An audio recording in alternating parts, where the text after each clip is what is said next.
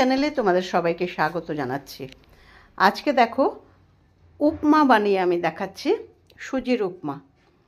আমি প্রথমেই সুজিটাকেও একটুখানি হালকা করে এমনি খালি কড়াইতে ভেজে তুলে নিয়েছি, আর কয়েকটা বাদামও ভেজে তুলে নিয়েছি।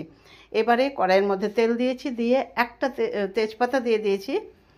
এবারে আমি একটা গাজর কেটে রেখেছি, গাজরটাকে দিয়ে দেবো। তোমরা কিন্তু বিনস, আলু, কপি মানে যে কোনো রকম সবজি দিতে পারো। আমি শুধুমাত্র গাজর দিয়েই করছি। দেখো গাজরটাকে আমি তেলের মধ্যে সুন্দর করে ভেজে নেব। এটা ব্রেকফাস্ট বা রাতের ডিনারেও ভীষণ ভালো হয়। দেখো গাজরটা নরম হওয়ার পর আমি পেঁয়াজ দিয়ে দিলাম, ছোট্ট একটা পেঁয়াজ দিয়েছি। আমি দুজনের জন্য করব, তাই আমি কমই করছি, কমই দিচ্ছি সব।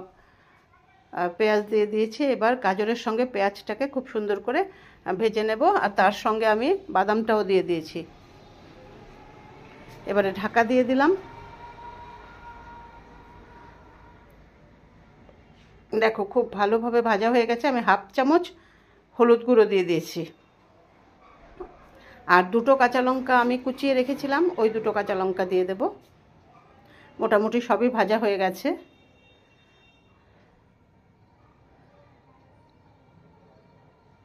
এবারে আমি কিশমিশ আর কাজু দিয়ে দিয়েছি।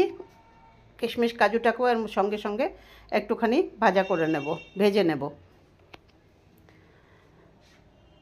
এবারে আমি সুজি দিয়ে দিলাম।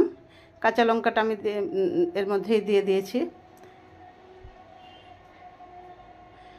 সুজিটাকেও সুন্দর করে সব কিছুর সঙ্গে মিশিয়ে নেব। কাঁচা লঙ্কা দিয়ে দিলাম, দুটো কাঁচা লঙ্কা। এবারে নুন দিয়ে দিলাম 1 চামচ, ছোটো চামচের 1 চামচ নুন দিয়েছি। আর দেব আমি 1 চামচ চিনি। মিষ্টি কিন্তু একটু তোমরা যদি না খাও তাহলে স্কিপ করে যাবে, একটু মিষ্টি দিলে ভালো লাগে। এবারে গ্লাসে করে জল নিয়ে আমি হাত দিয়ে দিয়ে ছিটিয়ে দেবো। এটা কিন্তু এতটা জল দেব না। চিনি দিয়ে আমি এটাকে একটু ঢাকা দিয়ে দেব। খুব তাড়াতাড়ি হয়ে যায়, একদম মিনিট 10-এর মধ্যে কিন্তু এটা কমপ্লিট হয়ে যায়। 5-7 মিনিটের মধ্যেই কমপ্লিট। দেখো এটা কত সুন্দর হয়েছে, একদম ঝরঝরে। জলটা কিন্তু একদম হাত দিয়ে দিয়ে ছিটিয়ে দেবে। দেখো কমপ্লিট হয়ে গেছে আমার উপমা। এটার মধ্যে তোমরা কারি পাতা টাতা সবই দিতে পারো, আমি দিইনি, আমার কাছে ছিল না, আমি তাই দিইনি। দেখো কত সুন্দর তৈরি হয়ে গেছে উপমা। তৈরি হয়েছে ব্রেকফাস্টের জন্য, একদম মানে সাংঘাতিক টেস্টি ভালো লাগে খেতে।